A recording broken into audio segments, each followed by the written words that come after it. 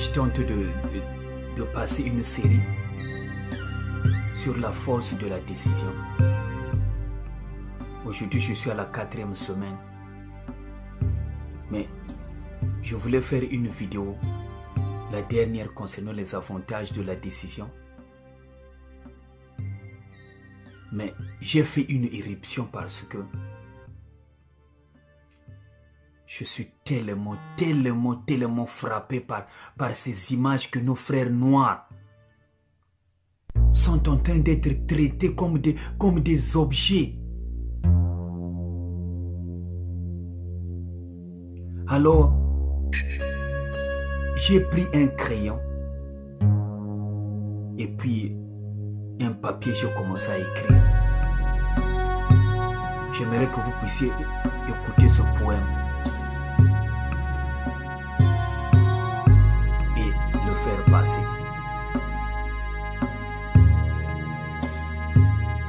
Parce que vraiment, c'est pas normal.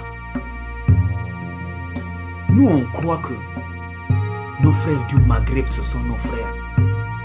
Mais en réalité, ce ne sont pas nos frères. C'est pas tout le monde qui est mauvais parmi eux. Mais nombreux, ils ont une culture d'esclavage chez eux. Ça fait peut-être partie de leur culture. Mais est-ce que vraiment nous allons continuer comme ça? Jusqu'à quand? Jusqu'à quand?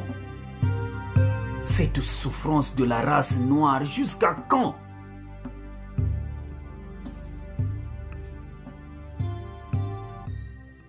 Mon poème que j'ai écrit aujourd'hui, je veux le partager avec mes frères et sœurs. Cherchons une solution.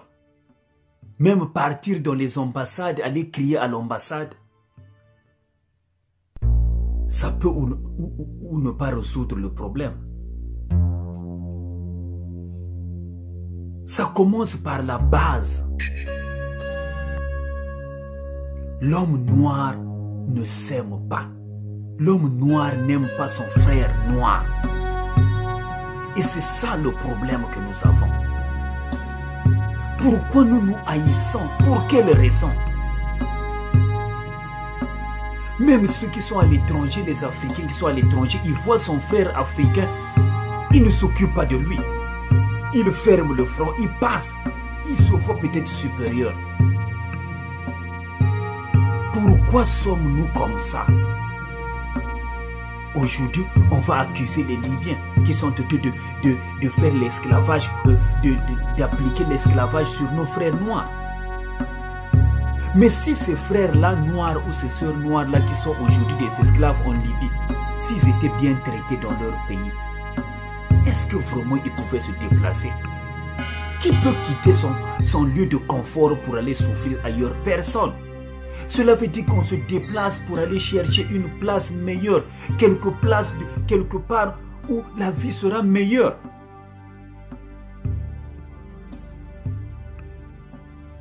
Voilà pourquoi on se déplace. On ne se déplace pas parce que on veut se déplacer.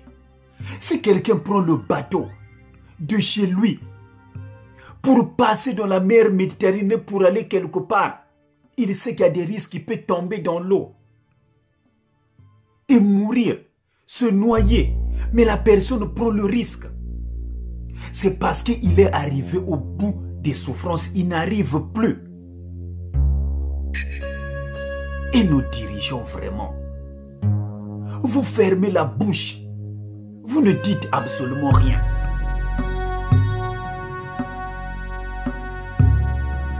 Vous nous traitez mal. D'abord, dans nos propres pays, on ne peut même pas bénéficier des richesses, de nos propres richesses que nous avons. Vous nous poussez à sortir, à quitter le pays. Et certainement qu'aujourd'hui, les enfants des riches sont en train de se moquer de nous, les pauvres. Vous êtes en train de vous moquer de nous. Ah, ce sont les enfants des pauvres qui vont là-bas. Ce sont les enfants des pauvres qui vont s'aventurer. Tous les trucs comme ça. Nous, on prend l'avion. Mais sache que toi, noir là, l'enfant même du riche, l'enfant même du président, qui ont envie de regarder ça, ça n'arrive qu'aux autres. Mais si on t'a attrapé là-bas en Libye, tant que tu es noir, non, tu devrais être un esclave aussi, sans que tu le saches. Tu devrais être un esclave. Donc même si là où tu es en train de regarder, ça n'arrive qu'aux autres. Ça n'arrive qu'aux autres. Le jour que ça t'arrivera, c'est là où tu rendras compte. Moi, je vais te donner un témoignage d'une femme indienne. Les Indiens qui étaient partis coloniser les Tanzaniens. Moi, je l'ai rencontrée à Calgary. Elle m'a dit, elle me dit que vraiment, moi, je ne savais pas que l'esclavage était aussi dur que ça. Moi, je me rappelle quand on était en Tanzanie, les femmes tanzaniennes qui venaient travailler chez nous, on les maltraitait. Tantôt même, elle a balayé la maison. Nous, on arrive quand on était des petites, on vient, on jette comment on appelle, on jette le sable. On jette le sable sur le plancher. On veut dire que non, mais écoute, tu n'as pas bien balayé la maison. Et puis on la frappe, on le dit pour qu'elle parle. On la frappe, elle vient encore le balayer. On fait la même chose et puis on riait avec mes soeurs. Les Indiens, ils ont fait ce genre de choses en Tanzanie. Mais cette femme indienne que j'ai rencontrée à Calgary, elle m'a dit que vraiment, je n'avais jamais travaillé de ma vie. Parce que mon père avait trop d'esclaves, pas trop d'esclaves, mais des enfants de travail chez lui. Moi, je n'avais jamais touché rien. Tout ce que je faisais, c'est brosser mes dents. Même laver, on me lavait. Jusqu'à ce que je sois arrivé grande avant que je puisse commencer à me laver moi-même. Je n'avais jamais rien fait, ni balayer la maison, ni faire la cuisine. Mais quand je suis arrivé au Canada, le système me dit qu'il faut travailler. J'ai commencé à travailler. Les souffrances que je voyais de me réveiller de très bon matin pour aller travailler, ça m'a rappelé ce qu'on faisait aux femmes tanzaniennes qui venaient travailler chez nous. L'esclavage, ça ne frappe pas seulement les pauvres. L'esclavage, ça frappe tout le monde. Et l'esclavage est d'abord spirituel. Il n'est pas d'abord physique. Et tout homme sur la terre est esclave de quelque chose. Les gens que vous voyez qui sont esclaves aujourd'hui, non, ils sont esclaves physiques. Mais nous avons beaucoup d'esclaves spirituels parmi nous.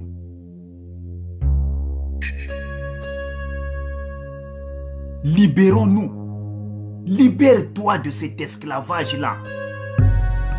Sortons de l'esclavage, de rendre les autres esclaves. Aujourd'hui, le pays dans lequel moi je viens,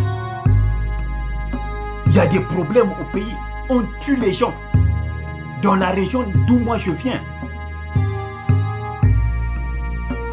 Mais ce sont nos propres frères noirs. Ce sont nos propres frères africains. Le garçon qui a témoigné, il a parlé de Boko Haram, ce qu'ils font au Nigeria, à leurs propres frères nigérians.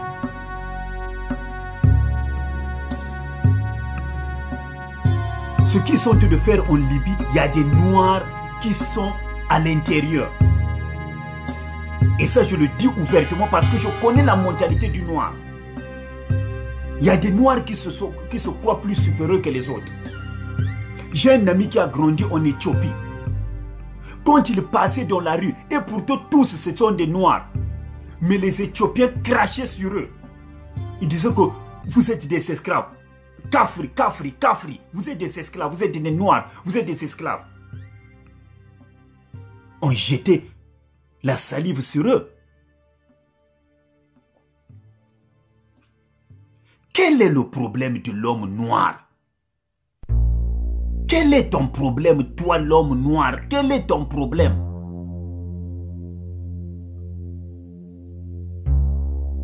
Quand vous avez la souffrance, il y a quelqu'un qui vous persécute, c'est en ce moment que vous vous unissez. Mais quand vous n'êtes pas sous pression de la persécution, vous ne vous unissez pas. Vous vous haïssez contre vous. Vous vous haïssez. Pour quelle raison? On ne sait pas.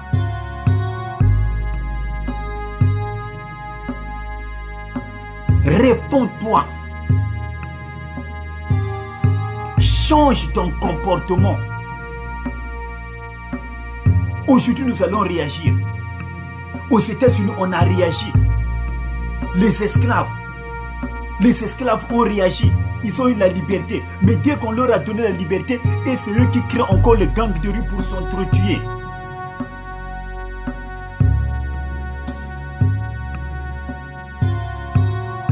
Le blanc peut te dire aujourd'hui d'aller tuer un autre noir. Moi, le blanc peut me dire, écoute, tue ton propre frère noir. Si je ne veux pas de ça, est-ce que je veux le faire? Je ne veux pas le faire. Chaque fois, on a l'habitude d'accuser les blancs. Oh non, les blancs ont fait ceci. Les blancs ont amené la colonisation. Mais la chose, le malheur, c'est nous-mêmes. On ne veut pas s'unir. Quand tu regardes l'autre, tu as la colère. Quand tu vois que l'autre est en train d'évoluer, tu as la jalousie à l'intérieur. Tu ne veux pas qu'il puisse évoluer. C'est ça le malheur de l'homme noir. Notre péché est un péché noir, incrédule, qu'on ne peut même pas essuyer, qu'on ne peut même pas effacer devant Dieu. Et c'est ce qui fait que depuis des siècles, on souffre. Là où toi tu es logé, toi homme africain, là où tu es logé, sous ton sol, il y a des richesses. Il y a des richesses sous ton sol. Qu'est-ce que tu fais de ces richesses-là? Tu gardes ces richesses. Et l'homme qui quitte l'extérieur, c'est cet homme-là qui vient encore pour venir exploiter tes richesses. Aujourd'hui, ce sont les Libyens qui sont tentés de nous vendre. Demain, ça sera peut-être un autre pays. Quitter la mentalité d'esclavage. Quand l'Africain quitte l'Afrique, il se dit que non, moi je quitte l'Afrique, tout ce que je veux faire, c'est aller faire les petits boulots en Europe parce que je veux gagner ma vie. Non, ça c'est l'idée de l'esclavage. Quitte cette mentalité d'esclavage là. Tu n'es pas un moins qu'à rien. Tu y es comme les autres êtres humains. Il n'y a pas de différence. S'il a le sang rouge, tu as le sang rouge. S'il va aux toilettes, toi aussi tu vas aux toilettes. S'il pisse, toi aussi tu pisses. S'il peut mettre au monde, il peut engrosser une femme, toi aussi tu peux mettre au monde. Vous tous, vous êtes pareils. Il ne faut jamais avoir peur du blanc. Il ne faut jamais avoir peur d'un arabe parce qu'il a la couleur blanche, parce qu'il a la couleur claire. Non. Et aujourd'hui, c'est cette mentalité-là qui nous fait fuir le pays. C'est cette mentalité-là qui nous pousse à haïr nos frères. Même ici où nous sommes en Amérique. Un noir, s'il est ami avec les blancs, il commence à négliger les autres noirs. Moi, j'ai un comme ça à mon travail. J'ai eu des gens comme ça. Comme il est ami avec les blancs, il néglige les autres noirs. Et je suis sûr, c'est ce qui se passe en Libye. Il y a des noirs qui sont en train de trahir les autres. Et ces noirs-là qui sont en train de trahir les autres, c'est eux qui sont en train de faire souffrir les autres noirs là-bas. Quel est ton péché, toi, homme noir? Quel est ton péché? Jusqu'à quand tu vas te réveiller quand? On prie, ça ne change pas. Vous faites les guerres, ça ne change pas. Vous tuez les autres, ça ne change pas. Vous vous haïssez, ça ne change pas. Vous mettez beaucoup au monde, ça ne change pas. Vous vous faites esclave ailleurs, ça ne change pas. Vous travaillez, vous allez faire des boulots par-ci par-là, ça ne change pas. Pourquoi? Parce que vous avez la haine à l'intérieur de vous. C'est la haine. Toute personne qui haït son frère ou sa soeur attire la malédiction. Ton problème, toi, mon frère noir et ma soeur noire, c'est que tu haïs ton prochain. Tu hais ton prochain. Tu n'aimes pas ton frère noir. Tu n'aimes pas ta soeur noire. Et aujourd'hui, moi, je suis comme je disais tantôt. Il y a des gens qui se réjouissent. Qui se réjouissent. Ah bon, mais ça fait quoi? Ils regardent d'abord le visage. Ah bon, ça peut être peut-être des Ivoiriens. Ça peut être des Nigériens. Bon, les Congolais ne sont pas là-bas. Et ils restent calmes. L'Afrique du Sud.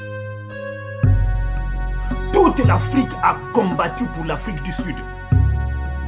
Moi, je me rappelle, on a donné même des habits. Allez donner des habits pour les enfants d'Afrique du Sud. quand on était à l'école, on a donné les habits aux enfants d'Afrique du Sud. Mais aujourd'hui, l'Africain du Sud, le Sud-Africain noir, il n'aime pas l'autre noir. Quand il voit l'autre noir, il tue l'autre noir. Il détruit l'autre noir. Comment allez-vous évoluer?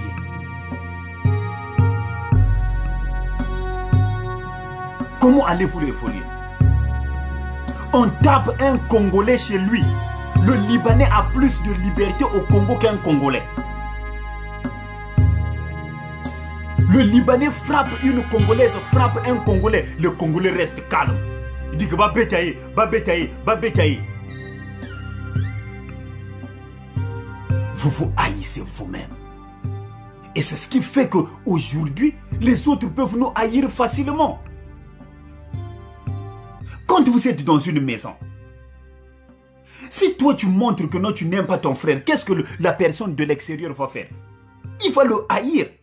Et comme il est la personne de l'extérieur, il va le haïr plus que toi-même, la personne de la maison. Pourquoi? Parce que tu l'as exposé dehors. Nous exposons nos frères et sœurs dehors. Voilà pourquoi les gens du dehors profitent de nous. Jusqu'à quand? Jusqu'à quand allez-vous rester comme ça, des hypocrites? Jusqu'à quand nous les noirs, nous allons rester hypocrites? Jusqu'à quand? Dites-moi d'abord, jusqu'à quand? Est-ce que ça va continuer comme ça? Depuis des siècles, 4 siècles ou 5 siècles déjà, c'est vrai que nos frères ont vendu nos frères. Moi, je l'ai toujours dit. Même quand les gens réclament, ils disent, moi, je dis, c'est vrai. Pourquoi? Ma mère me disait toujours, même quand j'étais petit, elle me disait qu'au moment où on vendait les gens comme toi, on devrait te vendre. Cela veut dire que nos parents africains ont vendu nos parents qui sont aux Amériques. Et ça, c'est vrai. Et on continue à faire la même chose dans la trahison. Aujourd'hui, les Noirs américains, les musiciens noirs américains, ils ont des esclaves prostituées noirs chez eux. Il n'y a pas longtemps, R. Kelly, que vous connaissez là, vous chantez des chansons R. Kelly. R. Kelly a été jugé il n'y a pas longtemps parce qu'il gardait les esclaves sexuels chez lui. Et la majorité de ces esclaves sexuels qui gardaient, c'est des filles noires. C'est toujours le noir qui fait le mal à son propre frère. C'est toujours le noir qui fait le mal à sa propre sœur. Pour quelle raison? Quand Dieu t'a créé, toi le noir là, qu'est-ce qu'il a mis à l'intérieur de toi? La haine? Je ne crois pas. Tu as créé la haine toi-même. Je ne crois pas que Dieu a mis la haine à l'intérieur de toi. Quel est ton péché?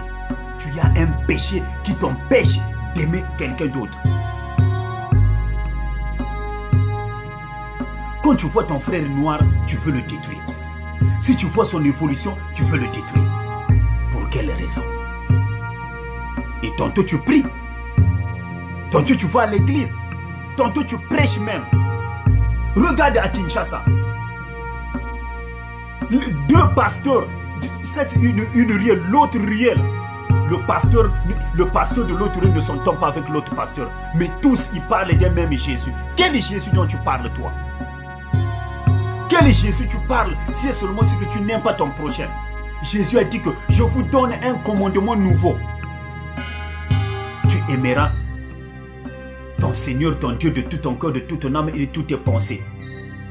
Et le commandement que je vous donne, le deuxième commandement qui lui est semblable, tu aimeras ton prochain comme toi-même. Mais toi, tu es pasteur de même pays. Vous parlez la même langue. Mais tu es l'autre pasteur. Tu es pasteur où? Osa pasteur Ndengeni. Et ça se passe partout. C'est quoi le problème du noir?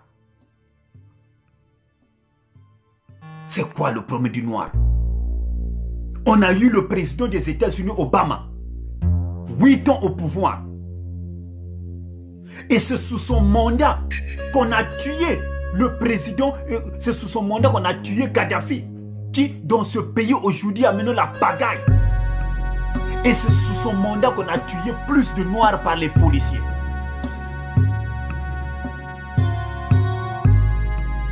Quand il est passé en 2008, les gens étaient contents.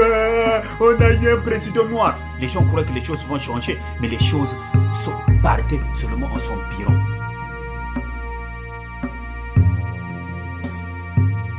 Quel est ton péché, toi, homme noir? Tu es haï de tout le monde.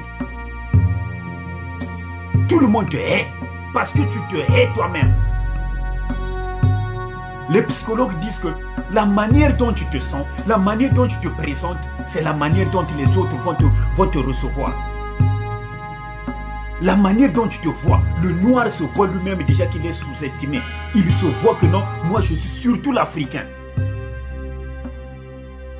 Surtout l'Africain. Il se voit comme moi je suis pour moi être inférieur. Je suis pour moi être inférieur. Et c'est ce qui fait qu'on puisse te rendre esclave. Pourquoi les Blancs ont peur des Arabes? C'est parce que quand il y a quelque chose qui arrive, les Arabes, ils peuvent devenir kamikazes, ils prennent les bombes et puis ils vont se bombarder. Mais le noir, tu es dans la pauvreté, tu es dans la misère, tu es dans la médisance, tu es dans la méchanceté, tu es dans la sorcellerie, tu es dans la tuerie, tu es dans la haine. Mais tu as peur de la mort, tu as peur de mourir. Mais qu'est-ce que tu fais sur la terre? Que fais-tu sur la terre?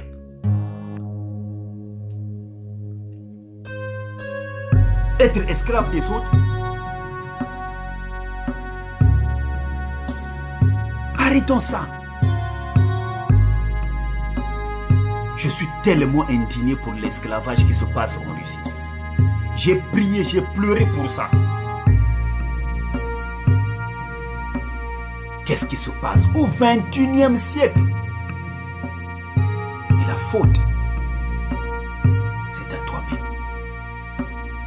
Homme noir. Maintenant, je vais te lire le poème que je viens d'écrire aujourd'hui. J'ai écrit un poème concernant la race noire. J'ai écrit un poème concernant l'homme noir. Je te le lis.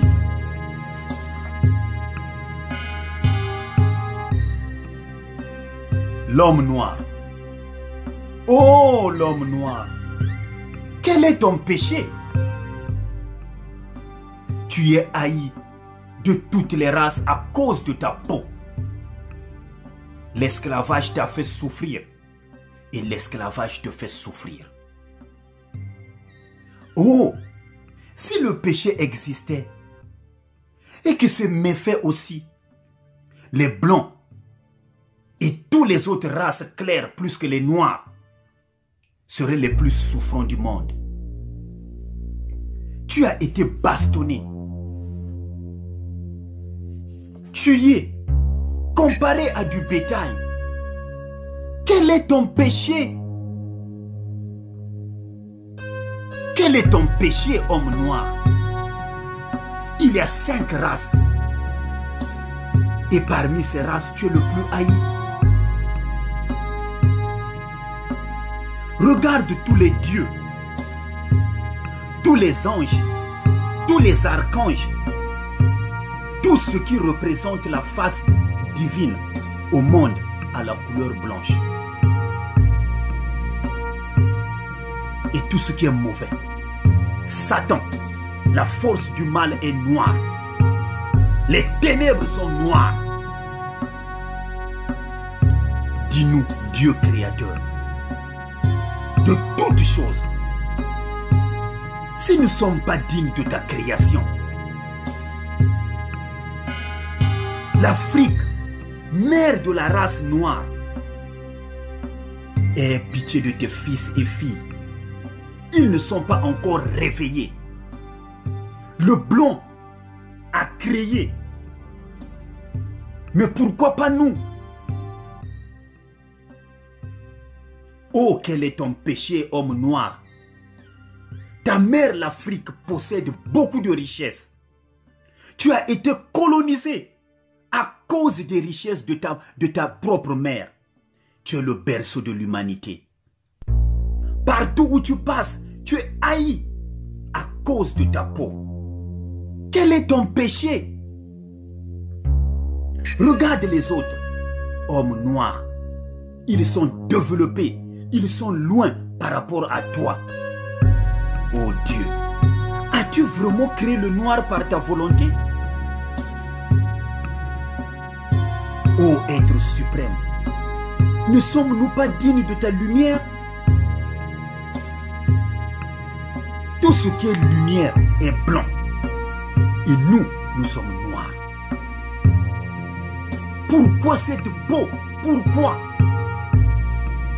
Que signifie-t-elle? La misère? La souffrance? La haine? Ô noir, quel est ton péché? Oui, quel est ton péché? Voilà le poème que j'ai écrit aujourd'hui. Parce que j'étais tellement frappé par ce qui se passe en Libye. J'ai vu mes frères qui sont assis par centaines, milliers, comme des troupeaux qu'on amène vers pour aller les abattre.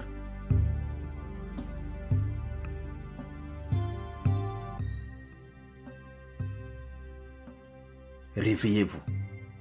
Réveillons-nous. Réveillons-nous.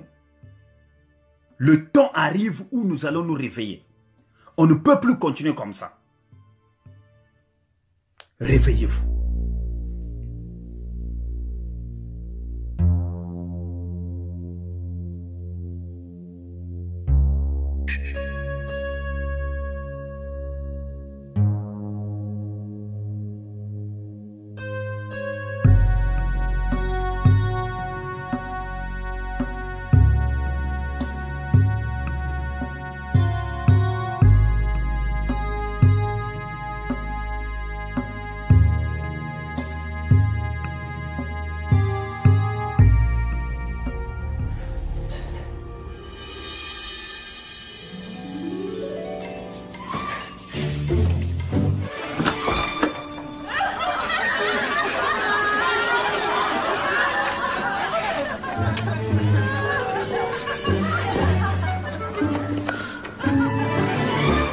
Bienvenue sur cette plateforme, mon nom est Fabrice Gildache.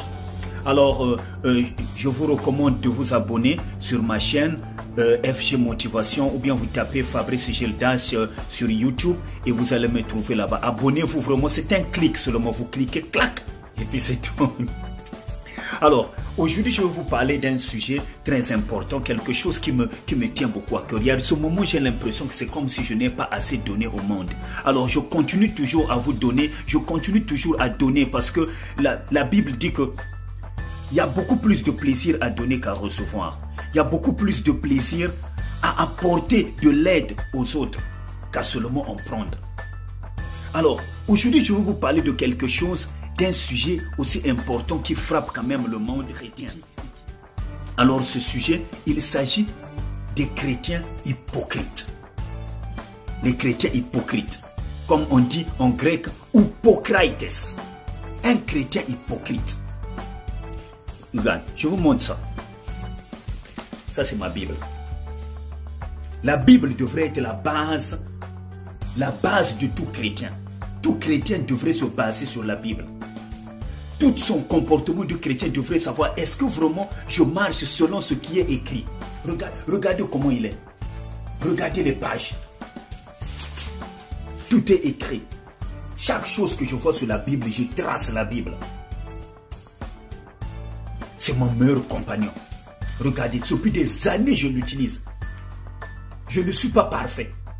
Mais depuis des années que j'utilise cette Bible-là, regarde comment avec les scotch qu'il est gratté de gauche à droite. Ça c'est la Sainte Bible, la Sainte Bible, la traduction de Louis II. Je l'ai depuis des années. Je m'arrange à appliquer cette parole-là. Parce que nous rendrons des comptes plus tard. Nous rendrons des comptes plus tard. Vous ne le savez pas, je vous le rappelle aujourd'hui. Nous avons des comptes à rendre. Même moi-même qui vous parle, j'ai des comptes à rendre. Les chrétiens hypocrites. Hypocrites. Hypocrites. Ça veut dire hypocrite en grec. un hypocrite. C'est pas une injure, hein. C'est pas une injure. Parce que hypocrite, dans l'Antiquité, je ne sais pas si c'était dans l'Antiquité ou peut-être au Moyen-Âge, les hypocrites étaient des artistes. C'est des artistes, qu'est-ce qu'ils faisaient? Ils venaient, ils portaient des habits. Alors, on les appelait hypocrites. Ça veut dire des gens qui changent de face. À l'église, tu as un autre comportement. Tu es saint. Oh Seigneur, oh Seigneur. Tout le monde, nous tous on vient à l'église, on est saint. Oh, on montre une impression. On donne l'impression de quelqu'un de saint. On donne l'impression de quelqu'un qui est bien. On donne l'impression de quelqu'un qui connaît la Bible. On donne l'impression de quelqu'un qui respecte sa femme, qui respecte son mari. On donne l'impression de quelqu'un qui ne commet pas l'adultère, ni la fornication, ni l'impudicité. Et dès qu'on sort de l'église, dès qu'on sort, même à l'arrêt du bus, notre comportement change. On oublie complètement ce qu'on a appris. Les chrétiens hypocrites. Écoute cette vidéo jusqu'à la fin et laisse les commentaires. Je te parle des chrétiens hypocrites parce qu'il y en a trop. Tu chantes à la chorale. Tu sers à l'église, mais tu es dans l'impudicité. Tu es dans l'adultère, tu es dans la fornication, tu es dans la masturbation, tu es même dans la pornographie. Combien de chrétiens sont dans la pornographie? Combien de chrétiens sont dans la pornographie? Et ils trouvent que c'est normal. C'est pas normal. Il y a un adage qui dit que chaque fois que tu fais toujours les mêmes choses, tu as toujours les mêmes résultats. La Bible est claire. La Bible est claire ici. Regardez, la Bible est claire. Il nous dit bien que les impudiques, ils n'entreront pas dans le royaume de Dieu. Les adultères n'entreront pas dans le royaume de Dieu. Et quand tu commets tes comportements-là, tu ne demandes même pas pardon à Dieu. Comment ça? Comment tu vas arriver? Qu'est-ce qui va se passer, mon frère? Qu'est-ce qui va se passer, ma soeur? Est-ce que tu t'es déjà posé la question, qu'est-ce qui va arriver après la mort? Moi, je me rappelle quand je faisais le cours 101, notre formateur nous a dit, c'est pas parce que vous êtes en train d'étudier ici, c'est pas parce que vous prenez des cours que vous allez tout appliquer. Non. Ça demande une certaine décision. Prends une certaine décision d'appliquer ce que tu as lu. Moi, je voulais aller à IEBI. Je voulais aller à IEBI. Je venais tout juste de finir le cours 101 à l'église ICC à Montréal. Je venais tout juste de finir le cours 101. Je voulais embrasser IEBI. L'esprit me dit, recule d'abord, reste d'abord calme. Le Saint-Esprit m'a dit, est-ce que toi tu appliques déjà ce qu'on t'a appris dans le cours 101? Est-ce que tu as commencé déjà à l'appliquer? Pour que tu puisses aller continuer seulement à jump directement sur quelque chose d'autre. Ce ne sont pas plus de connaissances qui vont te sauver. Ce n'est pas plus de connaissances qui vont te sauver. C'est vrai que la Bible dit, mon peuple périt par manque de connaissances. Mais la Bible dit aussi que ne vous bornez pas seulement d'écouter cette parole-là. Ne vous bornez pas seulement d'étudier. Ne vous bornez pas seulement de lire la Bible seulement et de ne pas appliquer ce qui se trouve à l'intérieur. Ne te borne pas, mon frère. Ne te borne pas, ma soeur, à écouter seulement la parole, à chercher des positions dans l'église. Chrétien hypocrite, tu cherches des positions dans l'église, mais toi-même tu es vide à l'intérieur. Tu es vide à l'intérieur, tu n'as rien à l'intérieur. Tu es un tam-tam qui fait du bruit, mais à l'intérieur c'est vide. Tu es vide. Mais tu vas chercher des positions à l'église. Tu cherches à ce qu'on puisse te considérer à l'église. Il y a un jour, le pasteur Ivan Castelnau avait dit quelque chose qui m'a très marqué. Il a dit, ton salut ne dépendait pas de toi. Parce que avant que tu rencontres le Christ, tu étais un mort spirituel. Oui ou non? Tu étais un mort spirituel avant que tu rencontres le Christ. La Bible dit, Jésus a dit, nul ne peut venir vers moi si mon Père ne l'attire. C'est ton Père. C'est le Père qui nous a attirés envers le Christ. Mais le pasteur Ivan Castelnau avait dit quelque chose que jusqu'à présent, ça m'a intrigué, ça m'a marqué. Ça m'a révolutionné à l'intérieur. Il a dit qu'après avoir été sauvé, tu peux aller en enfer. Et je vous garantis, beaucoup de chrétiens risquent d'aller en enfer maintenant là. À cause du fait qu'ils ont accepté le Christ, mais ils ne marchent pas selon ce que le Christ a dit. Nous vivons dans la grâce. Miles Monroe avait dit que c'est pas parce que nous vivons dans la grâce que c'est un passeport pour commettre des péchés. C'est pas parce que nous vivons dans la grâce que c'est un passeport pour rester la même personne. Il y a le combat de l'âme qui est là. Le combat de l'âme. L'âme doit être assujettie. Tu as appris ça dans le cours 101. Tu as appris ça dans le cours 201. Même dans le cours 301. Mais tu continues toujours avec tes mêmes habitudes. La même adultère, la même pornographie, le même mensonge, la même impudicité. Tu es une femme. Tu as décidé que moi, je ne veux pas sortir avec les hommes avant le mariage. Ou bien, je ne veux pas coucher avec un homme avant le mariage. Mais tu es la première. Dès qu'un homme arrive, tu es la première à aller ouvrir les jambes. Et tu arrives à dire, ah, que Dieu puisse nous pardonner. Que Dieu, oui, Dieu pardonne. Mais jusqu'à quand? Jusqu'à quand tu vas sortir de l'église, tu vas commencer à fumer? Jusqu'à quand tu vas le faire? Réponds-toi, mon frère. Réponds-toi, ma soeur. On n'est pas éternel sur cette terre. Tu ne sais pas à quel moment tu vas mourir. Tu ne sais pas. Dans quelques minutes, tu peux mourir. Il y a des accidents qui arrivent. Il y a des terroristes qui sont par-ci, par-là. Il y a des maladies qui frappent. Tu soutiens l'homosexualité et tu vas à l'église. Dans ma vidéo, j'avais parlé des homosexuels. YouTube a supprimé ma vidéo de l'homosexualité parce que j'ai dit des vérités. Mais tu soutiens l'homosexualité et tu vas à l'église. Oh bon, moi ça me dit pas, ça me dit rien. Je ne suis pas là, je ne juge pas. Non, tu ne juges pas. Vous croyez que ce que je suis en train de faire, je vous juge. Je ne te juge pas. Je ne te juge pas du tout. Je suis en train de t'exhorter.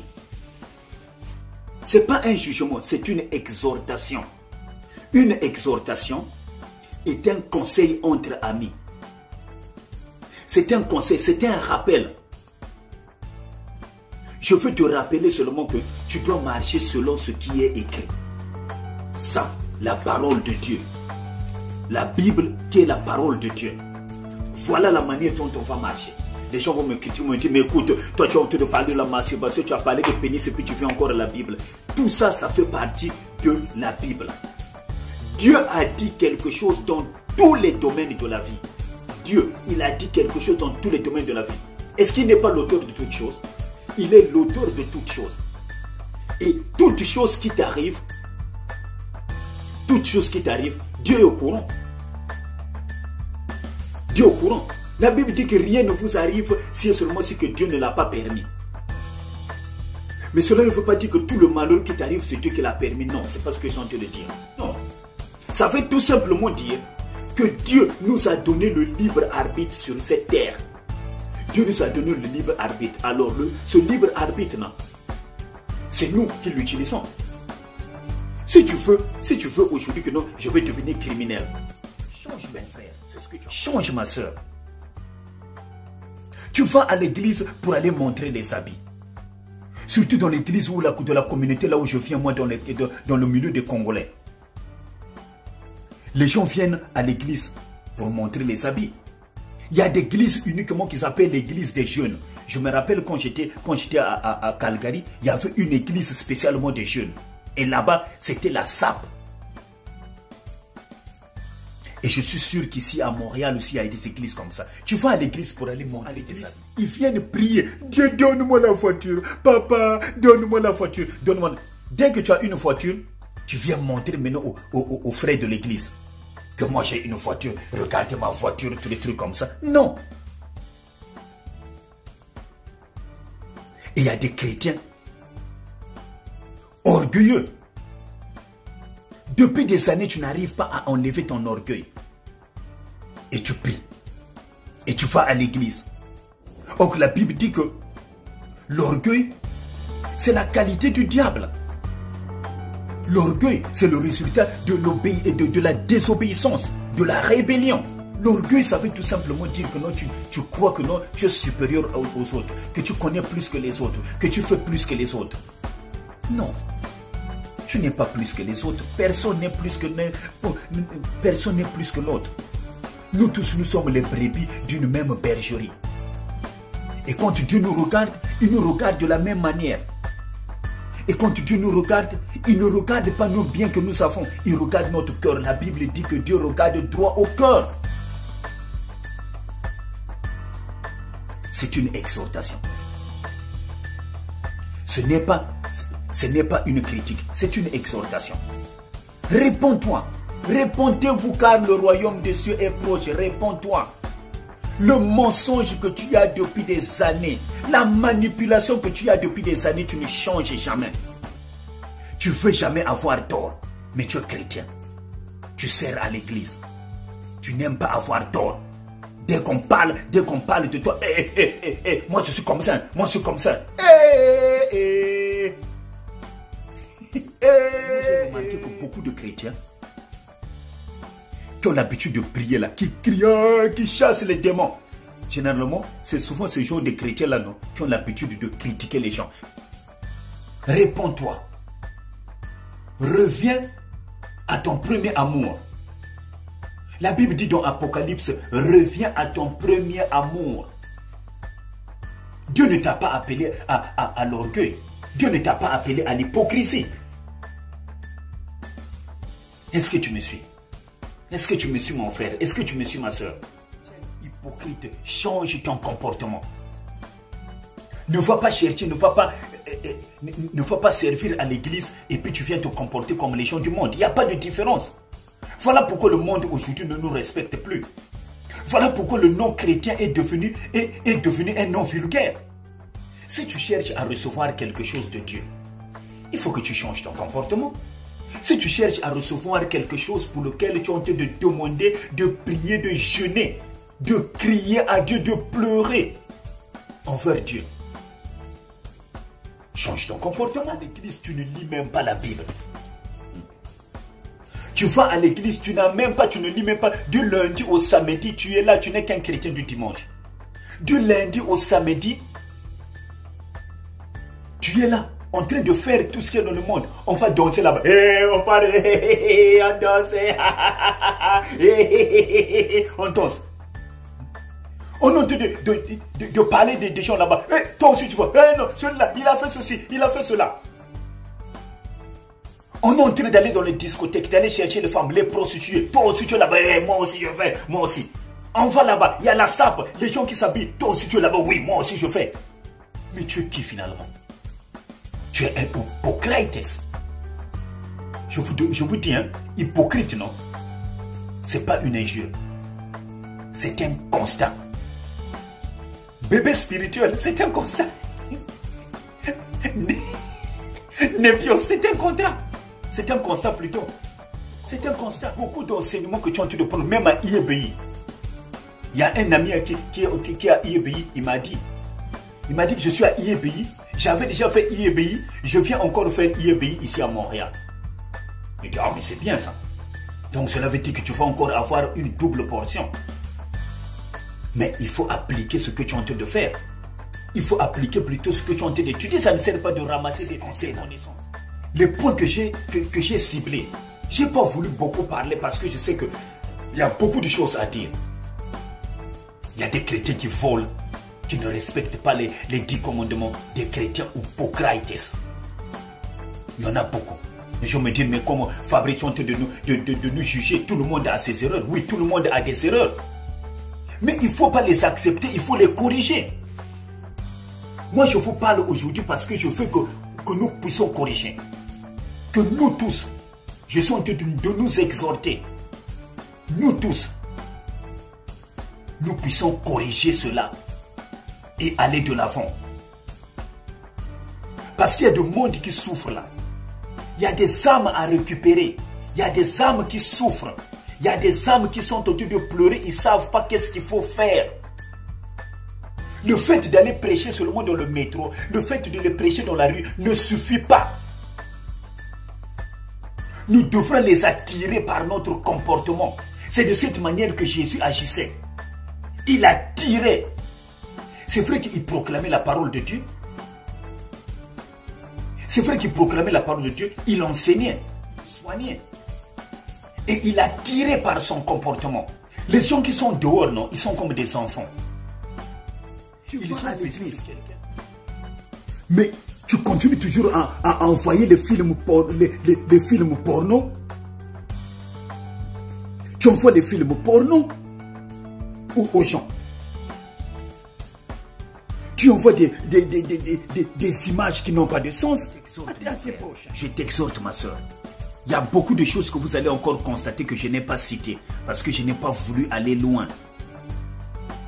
Mais restons dans la parole de Dieu.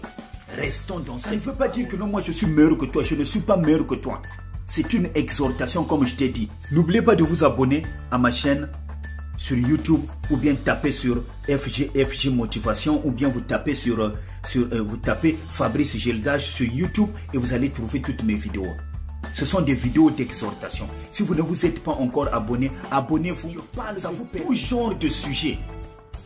De tout genre. Je viens de terminer ma vidéo. Donc comme je disais tantôt, n'oubliez pas de vous abonner vraiment.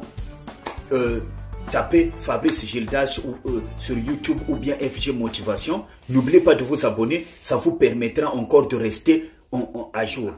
De garder ce... La prochaine fois, je vais vous parler de comment devenir une femme d'impact. Mes soeurs, oubliez le mariage. Concentre-toi d'abord sur ton destin. Oublie le mariage. C'est de ça que nous allons parler la prochaine fois. Remember, God is always good. Et si tu le reconnais, tu auras des résultats qui vont te coller partout là où tu vas aller. Mon nom est Fabrice Geldage. Avec toute humilité, je vous souhaite une bonne compréhension.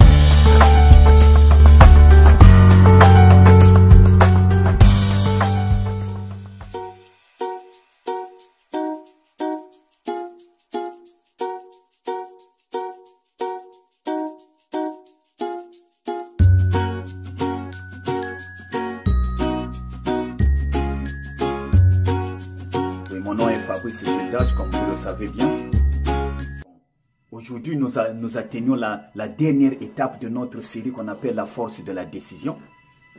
Donc, ça fait il y a 5 semaines de cela que j'avais lancé cette série de la force de la décision.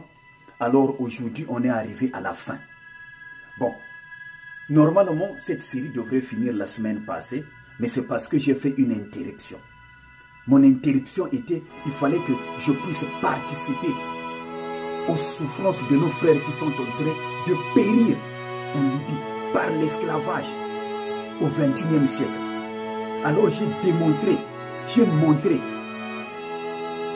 dans ma vidéo passée que j'ai intitulé Le péché de l'homme noir, j'ai montré à nos frères et à nos sœurs que les malheurs de l'homme noir, c'est parce que il se hait. L'homme noir se hait lui-même. L'homme noir, il hait son corps, il hait sa peau, il hait sa santé, il hait sa maison, il hait sa famille, il hait sa ville, il hait son pays, il hait le monde entier.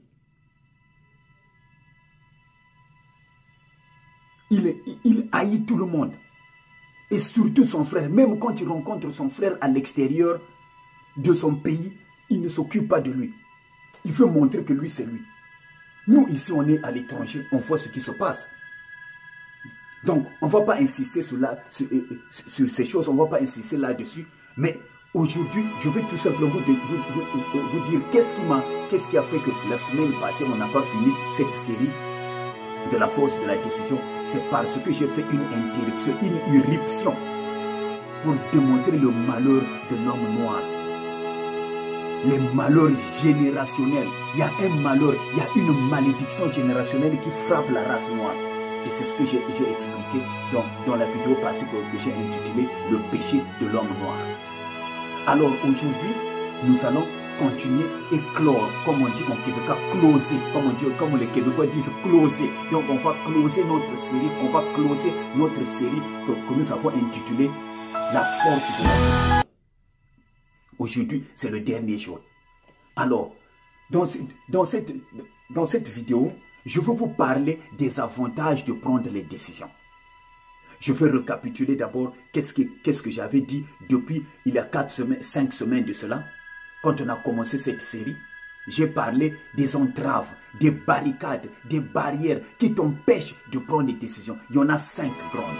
Il y a 5 grandes barrières qui t'empêchent de prendre des décisions. La première barrière, c'est que tu écoutes les on-dit, tout ce que racontent les gens de gauche à droite, ce qu'ils vont penser, leurs pensées par rapport à ta personnalité, par rapport à tes décisions, par rapport à ta vie. Alors, leur manifestation, leur intervention dans tout ce que tu fais, alors ça t'affecte à ne pas prendre les bonnes décisions, à ne pas prendre une décision de ta vie.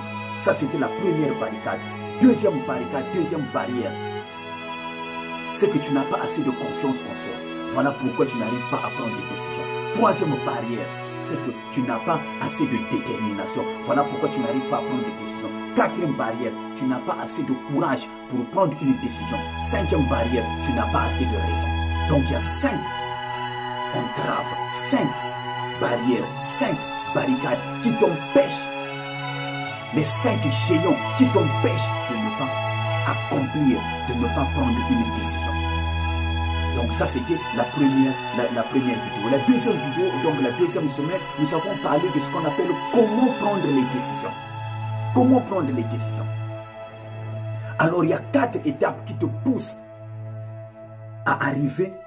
Donc ce sont les étapes, ce sont des processus qui te permettent à prendre les décisions. Le premier processus, c'est que tu dois cultiver le caractère. Il y a un certain caractère que tu dois cultiver afin d'avoir le courage de prendre des décisions. Deuxième processus, c'est que tu dois apprendre à te discipliner, à cultiver la discipline en toi, à cultiver, à faire sortir, parce que la discipline, elle est en toi. C'est comme un petit embryon. C'est comme quand un sperme se rencontre avec un ovaire. C'est un petit embryon. Mais au fur et à mesure qu'il reste dans le ventre de la femme, il grandit et puis il deviendra un bébé. Donc, la discipline est à l'état d'embryon dans ton ventre, à l'intérieur de toi, dans ton esprit. Maintenant, il faut le développer, il faut le cultiver. C'est comme quand tu plantes une graine sur le sol. C'est une petite graine et il deviendra un grand arbre. Il y a un exemple il y a un parabole qui parle de la graine de sénévé. La graine de sénévé, c'est la plus petite graine de toutes les graines. Mais quand elle grandit, quand tu le mets sur le sol, tu le plantes, tu le remets. Et quand il va grandir, il devient un grand arbre. Donc, le caractère, la discipline. Troisième étape, c'était avoir un plan bien détaillé. Et la quatrième étape, c'est documenter les raisons pour lesquelles tu dois prendre cette décision-là. Donc ça, c'était la deuxième semaine. La troisième semaine, la troisième semaine, nous avons vu les genres de décisions. Et dans les genres de décisions, il y a les petites décisions que tu prends dans la vie. Il y a les décisions moyennes que tu prends dans la vie. Et il y a des grandes décisions que tu prends dans ta vie. Mais après, je me suis rappelé, l'Esprit m'a parlé, il me dit qu'il y a 2 choses que tu as oubliées, il y a quelque chose que tu as oublié. Bon, ça ne peut pas être trop important plutôt, mais ça va contribuer. Donc, dans les genres de décisions, au lieu de 3 genres de décisions, j'ajoute 2. Il y a les mauvaises décisions et les bonnes décisions. Les mauvaises décisions sont les décisions que tu regrettes. Après l'avoir pris, tu le regrettes. Ah, pourquoi j'avais pris cette décision? C'était une mauvaise décision. Chaque fois que tu regrettes du fait que tu as fait quelque chose, c'est une mauvaise décision que tu as prise. Chaque fois que tu rencontres des difficultés parce que tu as pris une certaine décision, c'est une mauvaise décision que tu as prise. Et après, il y a les bonnes décisions. Les bonnes décisions, généralement, ce sont les décisions par lesquelles tu as médité pendant longtemps. Tu as pris du temps de les cerner, de voir les avantages et les inconvénients si tu prends cette décision. Et dès que tu as pris la décision, ce qui va arriver, c'est que tu vas en bénéficier les bonnes conséquences. Ça, ce sont les bonnes décisions. Donc, c'est ce que je voulais ajouter dans les genres de décisions. Aujourd'hui, nous allons voir ce qu'on appelle les avantages de prendre les décisions. Donc maintenant, souris au moins. Souris au moins. Parce qu'aujourd'hui, tu connaîtras les avantages.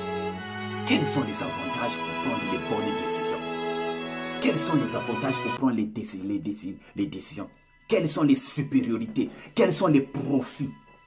Quels sont les bénéfices de prendre les décisions? Donc, il y a 3 avantages. 3 avantages pour prendre les décisions. 3. Premier avantage. Quand tu prends une décision, tu manifestes ta nature de leader. Tout le monde sur la terre est né leader.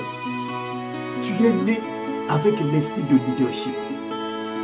Mais tu dois développer le leadership de cet esprit. Je répète, tu es né avec l'esprit de leadership. Mais tu dois développer le leadership de cet esprit. Et quand tu prends une décision, tu es en train de manifester ta nature. En réalité, tu es un leader. Qui prend les décisions dans une famille? C'est le leader. Généralement, c'est le père. Qui prend des décisions dans un pays? C'est le président de la République ou bien le roi. Parce qu'il est leader.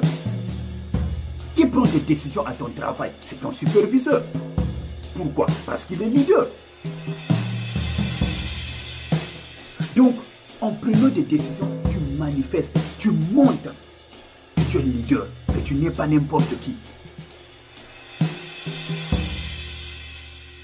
Et étant leader, le leadership, ça ne veut pas dire que non, tu dois seulement commander les autres. Ça sont les boss. Ça, c'est un sujet que nous allons parler un jour. La différence entre un leader et un boss. Je vous en parlerai un jour. Mais ce n'est pas de ça dont je parle. Quand on t'a créé, quand tu es né avec l'esprit de leadership, le leadership dont il est question, c'est que tu puisses lead, que tu puisses dominer tes dons qui sont à l'intérieur de toi. Tu as des dons, tu as des talents, tu dois exploiter ces talents-là. Quand tu exploites ces talents, non, quand tu les développes, non, c'est en ce moment que tu as développé ton leadership.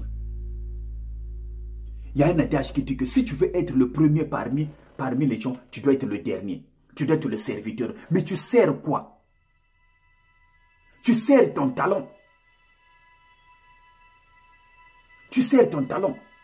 Les sportifs, ils ont un talent qu'ils ont mis en exergue. Voilà pourquoi aujourd'hui ils sont devenus des leaders.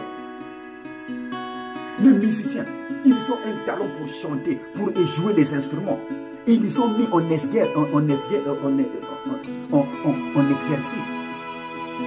Voilà pourquoi aujourd'hui c'est des leaders. Tu te déplaces de chez toi, tu payes le prix pour aller voir un musicien. Il est devenu un leader pour toi. Et il y a d'autres même qui prennent leurs photos, qui mettent dans leur maison. Ces personnes-là sont devenues leurs idoles. Donc, chaque fois que tu prends une décision, tu es en train de développer, tu es en train de manifester, tu es en train de montrer à ton entourage, tu es en train de montrer au monde que tu es un leader. Et tu es en train de contribuer au développement du leadership de cet esprit-là qui est né avec toi. Et ça, c'est des sujets que je développerai plus tard. Mais je te montre seulement le premier avantage. C'est que quand tu prends de bonnes décisions dans la vie, tu montres que tu es leader. Parce que ce ne sont que les leaders qui prennent les décisions. Deuxième avantage. En prenant une décision, tu quittes ta zone de confort. Chacun de nous a une zone de confort qu'il a créée. Parce qu'il ne veut pas se déplacer de là. Il trouve que la place à laquelle, là où il se trouve, c'est fini. C'est là où se trouve le end of the world. Donc je reste ici jusqu'à la fin de ma vie. Non. Tu dois quitter ta zone de confort. Parce que ta zone de confort te maintient dans ce qu'on appelle en anglais laziness. Dans ce qu'on appelle la paresse. Tu te maintiens dans la paresse. Ça te pousse à rester dans la paresse. Quand tu es assis quelque part là et que tu ne veux pas bouger, tu es un paresseux. Alors, en prenant une décision, tu quittes de cette zone-là. Généralement, on se maintient dans une zone de confort par rapport au succès qu'on a eu. Par rapport aux efforts qu'on a effectués pour arriver là. Alors tu te dis que non, j'ai tellement fait des efforts, j'ai tellement travaillé dur, je me suis tellement sacrifié. Et maintenant là où je suis, non, c'est là où je vais rester, je ne veux pas bouger. Généralement on est comme ça. Mais sache que tu es en train de créer ce qu'on appelle une zone de confort. Je me rappelle quand je travaillais à Fort McMurray, dans le site qu'on appelle Curl, dans la compagnie G4S, on parlait que le contrat va bientôt se terminer. Et on n'était pas sûr que le contrat devait être renouvelé. On parlait de garde qui devrait prendre le contrat. Moi, je me suis dit, non. Le travail avec les contrats là, il y a beaucoup de gens qui travaillent déjà là-bas pendant 4 ans, 5 ans. Ils étaient dans leur zone de confort. Ils voyaient que non, c'est ici que je veux passer ma vie. Parce que j'ai une maison à payer. Parce que j'ai des factures à payer. Parce que j'ai une voiture à payer. Parce que j'ai la famille à m'occuper. Donc, je préfère rester dans cette zone. Je préfère rester dans ce travail-là. Moi, j'étais parmi les bons travailleurs. Ce n'est pas pour me donner mes éloges, non. Mais mes amis qui ont travaillé avec moi, à Curl, ils peuvent témoigner de quelle qualité de travail que moi j'ai fourni là-bas, que nous tous nous avons fourni dans notre équipe. Donc, il n'y avait aucune raison de quitter. Et je gagnais beaucoup d'argent aussi. Il n'y avait aucune raison de quitter. Mais le jour que j'ai dit, je quitte le travail. Après, avant 6 mois que le contrat puisse finir, je quitte le travail. Parce que je me suis mis dans la concentration, j'ai demandé à Dieu. Où est-ce que ce travail-là va m'amener? Où est-ce que cette zone-là de confort-là, d'avoir la nourriture gratuite, d'avoir le transport gratuit, d'avoir le logement gratuit, où est-ce que ça va m'amener? Dieu m'a dit, 6 mois avant que le contrat finisse, c'est le temps pour toi de quitter. Quitte. Et le jour que j'ai annoncé au General Manager, je suis allé dans son bureau, j'ai dit que je ne peux plus travailler ici, le temps est arrivé pour moi de quitter. Le General Manager, il était surpris. Il ne croyait pas. Mais pourquoi, qu'est-ce que tu quittes? Non, je vais à Montréal. Je vais à Montréal, je vais rejoindre ma famille à Montréal. Dis, mais pourquoi? Parce que le temps est arrivé. Je ne peux plus continuer à travailler ici. Et après 6 mois, ils ont perdu le contrat. Et tous ceux qui étaient dans cette zone de confort, ils étaient surpris. Il y a d'autres qui m'ont même appelé, m'ont dit, ah, mais toi tu savais que le contrat va finir, voilà pourquoi tu es quitté. Qui te l'avait dit? C'est Dieu qui me l'a dit. Donc quand tu prends une décision, tu quittes ta zone de confort. Même si tu as travaillé dur pour y arriver, tu dois apprendre à quitter les choses avant que les choses te quittent. Et généralement, il faut quitter les choses quand tout est normal, quand tout est bon. Généralement, les gens quittent les choses quand il y a des problèmes. Non. Quand il y a des problèmes, tu dois chercher à résoudre ces problèmes-là. Dès que tu les résous, tu quittes maintenant. C'est ça. Ça s'appelle, non, la manifestation du leadership. Ça s'appelle, non, quitter la zone de confort. Miles Monroe disait que your greatest enemy is your last success. Ça veut dire ton plus grand ennemi, c'est ton succès récent. Chaque fois que tu penses à tes succès que tu as eus, ça t'entrave, ça te bloque pour prendre une décision. Tu veux rester dans cette zone de confort. Alors, dès que tu as pris une décision, voilà le deuxième avantage, c'est que tu sors de la zone de confort. Là où tu te sentais bien. Oh, c'est ici que moi je suis. Non. Il ne faut jamais créer. Tu peux créer une zone de confort, mais il faut avoir une période à laquelle tu vas quitter. Les gens me disent, mais pourquoi tu as quitté l'Alberta? Pourquoi tu as quitté l'Alberta? Il y a du travail là-bas, il y a de l'argent là-bas. Et tu es venu ici à Montréal. À Montréal, il n'y a rien, il n'y a pas du travail. Les gens m'ont critiqué. Moi, j'ai dit, il faut savoir quitter ta zone de confort. Parce que dans la vie, tu dois vivre toutes les situations. Tout peut arriver dans la vie. Tout est mouvement, tout est changement. Et c'est ce qui va me mener à ma troisième avantage que je vais parler bientôt là. Tout est mouvement, tout est changement. Toute chose peut arriver. Il y a des riches, des hommes riches qui étaient riches, ils sont devenus pauvres. Il y a des grands hommes qui se sont ridiculisés, on les a rabroués. Mais c'était des grands hommes, c'était des hommes respectables. Il y a des chefs d'État aujourd'hui qu'on a tués comme des chiens. Mais et plutôt ils étaient là. C'est parce qu'ils ne voulaient pas quitter leur zone de confort. Tout peut arriver dans la vie. Alors il faut déjà prendre les précautions. Si tu n'as jamais vécu la pauvreté, non, rentre dans la pauvreté. Va essayer. Qu'est-ce qui se passe dans la pauvreté?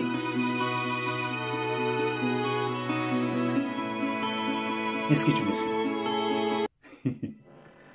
Donc, quitte ta zone de confort. Et l'avantage de prendre les décisions, c'est que dès que tu prends la décision, cela veut dire que tu as quitté ta zone de confort. Là où tu te sentais bien, tu quittes. Volontairement. Parce que si tu ne quittes pas, il y a un événement qui va te faire quitter de là. Il y a un événement qui va te faire quitter de là. Tu vas quitter. Parce que Héraclite a dit non, tu ne peux pas te baigner deux fois dans un même fleuve. Parce que tout est changement, tout est mouvement. Et le changement arrivera avec ou sans toi. Tu ne peux pas, ce n'est pas prévisible. Donc, dès que tu prends une décision, tu quittes ta zone de confort. Troisième et dernier avantage. En prenant une décision, tu deviens un participant du changement. La seule chose qui est constante sur la terre, c'est le changement. La seule chose constante sur la terre, c'est le changement. Il n'y a pas autre chose. Le changement, il y en a deux plutôt. Il y a le temps et le changement. Et c'est des choses que je parlerai plus tard. Le changement va s'opérer avec ou sans toi. L'heure va passer avec toi ou sans toi. Que tu participes, que tu ne participes pas, ça va passer. Donc quand tu prends une décision, tu deviens participant du changement. Tu deviens un ami du changement. Tu deviens un collègue du changement. Donc tu marches avec le changement. Cela veut dire que même quand le changement va arriver, ça ne va pas t'affecter. Parce que tu sais comment prendre des décisions. Tu sais comment flipper. Comme on dit, to flip over. You know how to flip over. Tu sais comment changer d'un état à un autre, d'une place à une autre. Tu le sais, sans qu'on puisse te le forcer, toi-même tu le fais. Si quelqu'un aujourd'hui se punit lui-même, il se sacrifie lui-même, il n'a pas peur de la souffrance, il n'a pas peur du pain, est-ce que tu es sûr que toi tu peux punir cette personne? Je ne crois pas. Pour quelle raison? Parce que la personne est volontaire. Il se donne déjà au changement. Est-ce que tu me suis? Donc ça sont les trois avantages que tu dois avoir. Quand tu prends une décision, tu manifestes ta nature de leader. Tu es en train de participer, tu es en train de développer le leadership de ton esprit. Parce que ton esprit est un leader. Tu dois en train de développer petit à petit, tu es en train d'arriver à un leader. Deuxième avantage, c'est que tu sors de ta zone de confort, là où tu te sentais bien, là où tu te sentais que moi c'est là, c'est mon confort, je ne sors pas d'ici, je ne sors pas de mon travail ici, voilà, moi c'est là que je reste. Tout ce que je fais, bien, c'est bien. Troisième avantage, c'est que tu deviens participant du changement. Alors voilà, nous avons fini notre série qui était intitulée La force de la décision. La prochaine vidéo, je vais vous parler des 5 questions. Les 5 questions que l'être humain doit se poser et répondre pour être quelqu'un de valable, quelqu'un de valeureux, quelqu'un de significatif sur Terre. 5 questions et 5 réponses. Merci, je vous souhaite une bonne journée. Remember, God is always good. Et si tu le reconnais,